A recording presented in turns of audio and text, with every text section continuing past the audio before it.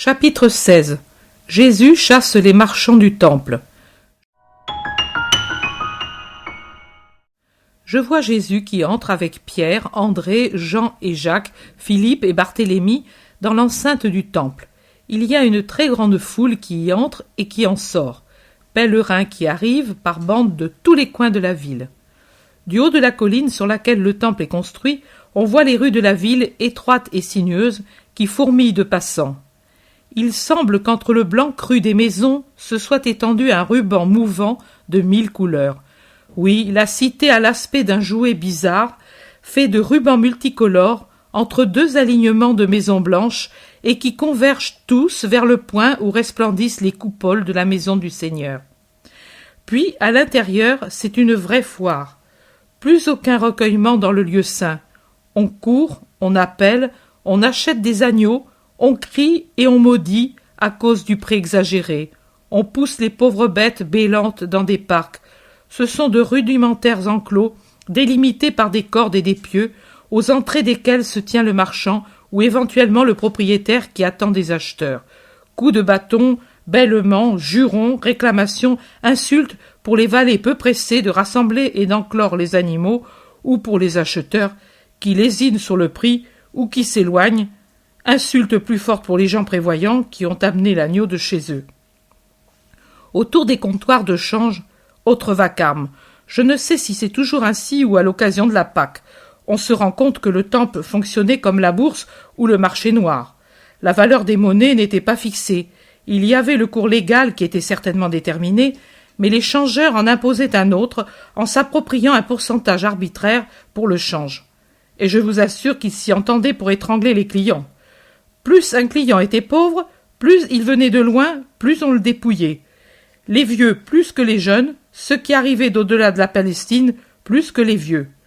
De pauvres petits vieux regardaient et regardaient encore leur pécule mis de côté, avec combien de peine, tout le long de l'année, l'enlevaient de leur sein et l'y remettaient 100 fois en tournant autour des changeurs et finissaient enfin par revenir aux premiers qui se vengeaient de leur éloignement temporaire en augmentant l'agio du change.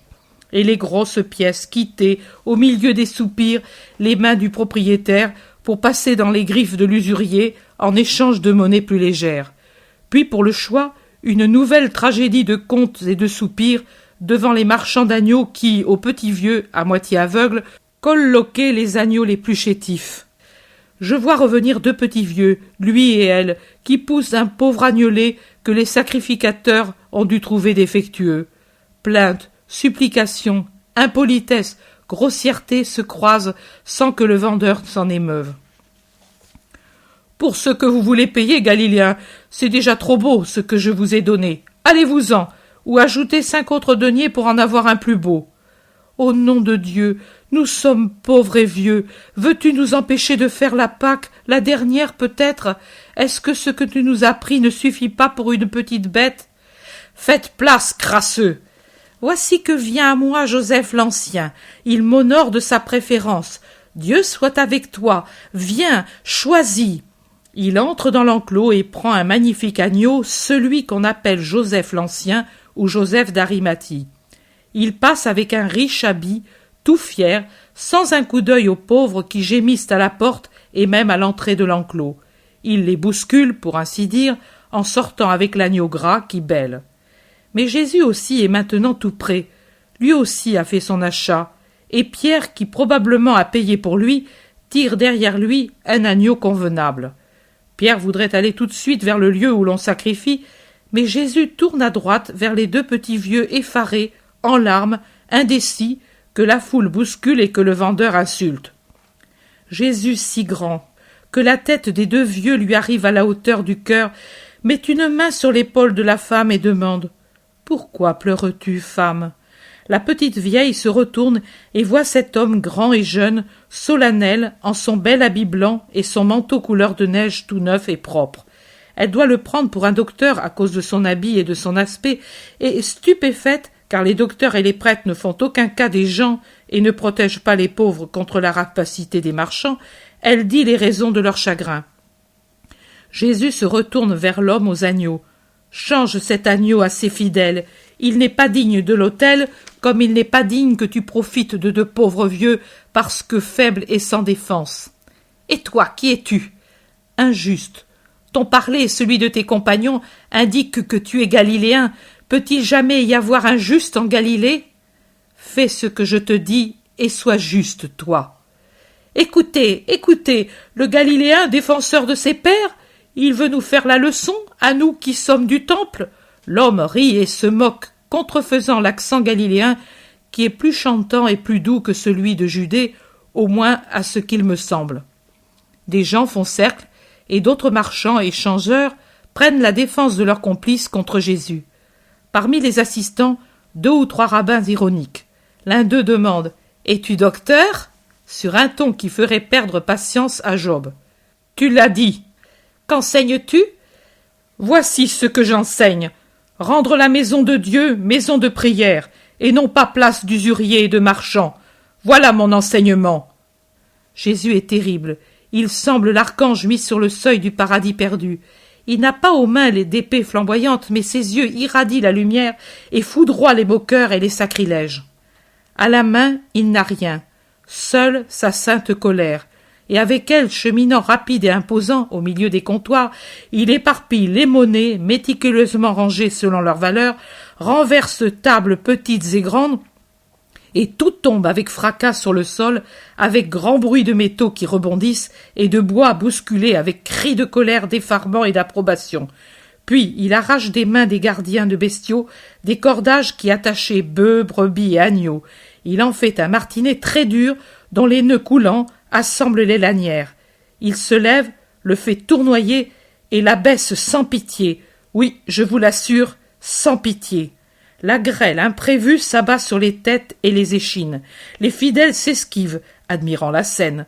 Les coupables, poursuivis jusqu'en dehors de l'enceinte, se sauvent à toutes jambes, laissant par terre l'argent et en arrière les bêtes de toute taille, dans une grande confusion de jambes, de cornes, d'ailes. C'est à qui court, s'échappe en volant. Les mugissements, les bêlements, les roucoulements des colombes et des tourterelles, en même temps que les rires et les cris des fidèles derrière les usuriers en fuite, dépassent jusqu'au lamentable cœur des animaux qu'on égorge certainement dans une autre cour. Des prêtres accourent, en même temps que des rabbins et des pharisiens. Jésus est encore au milieu de la cour, revenant de sa poursuite. Il a encore en main le martinet. « Qui es-tu ? Comment te permets-tu de faire cela en troublant les cérémonies prescrites ? De quelle école proviens-tu ? Pour nous, nous ne te connaissons pas. Nous ne savons pas qui tu es. » « Je suis celui qui peut. Je peux tout. Détruisez seulement ce temple vrai, et je le ressusciterai pour donner louange à Dieu.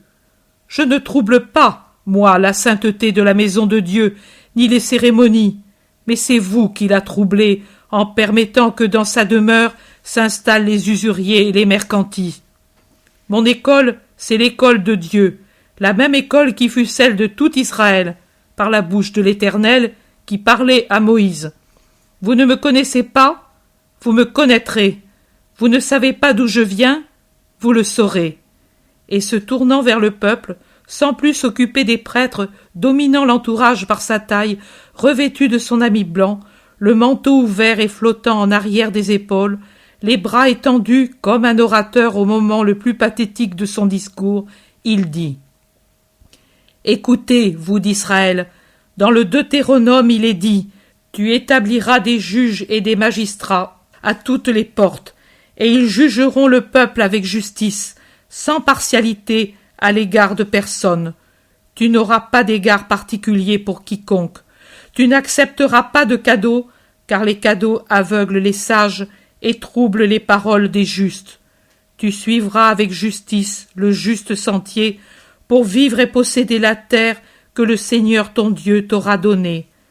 Écoutez, vous d'Israël, dans le Deutéronome il est dit « Les prêtres et les Lévites et tous ceux de la tribu de Lévi n'auront aucun partage ni hérédité avec le reste d'Israël, parce qu'ils doivent vivre avec le sacrifice du Seigneur et avec les offrandes que l'on fait à lui. Ils n'auront aucune part avec ce que leurs frères possèdent, parce que le Seigneur est leur héritage. Écoutez, vous d'Israël, Dans le Deutéronome, il est dit « Tu ne prêteras à intérêt à ton frère ni argent, ni grain, ni quelque autre chose. Tu pourras prêter à intérêt à l'étranger. Au contraire, à ton frère, tu prêteras sans intérêt ce dont il a besoin. » C'est cela qu'a dit le Seigneur. Maintenant vous voyez que c'est sans justice à l'égard du pauvre que les juges siègent en Israël.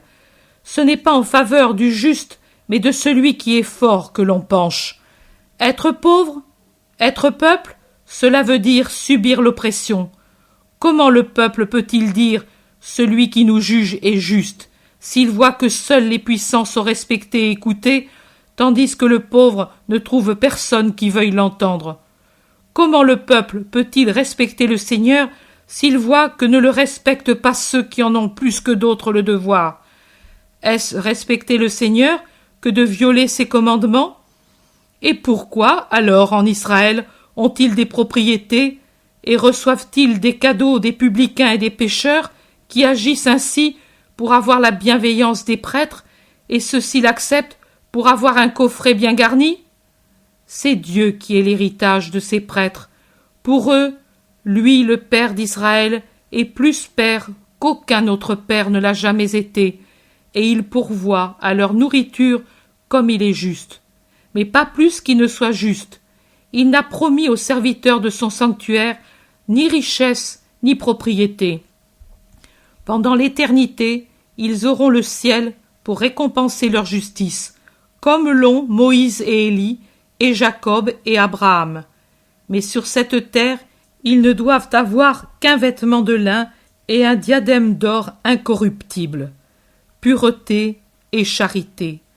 Le corps doit être le serviteur de l'esprit, qui est le serviteur du Dieu vrai. Ce n'est pas le corps qui doit dominer l'esprit et s'opposer à Dieu. On m'a demandé de quelle autorité je fais cela.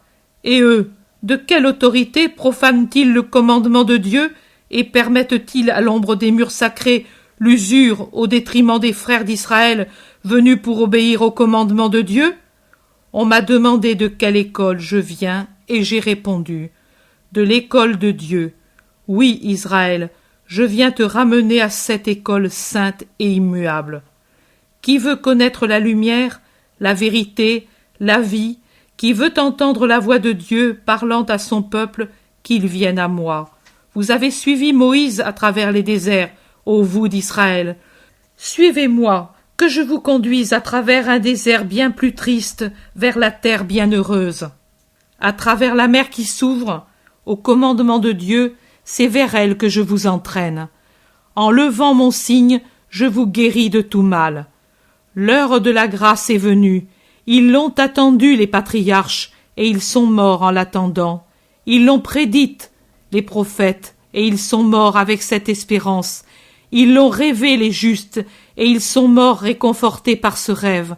Maintenant, elle s'est levée. Venez, le Seigneur va juger son peuple et faire miséricorde à ceux qui le servent, comme il l'a promis par la bouche de Moïse. Les gens qui font cercle autour de Jésus sont restés bouche bée à l'écouter, puis ils commentent la parole du nouveau rabbi et interrogent ses compagnons. Jésus se dirige vers une autre cour séparée de celle-ci par un portique. Ses amis le suivent et la vision prend fin.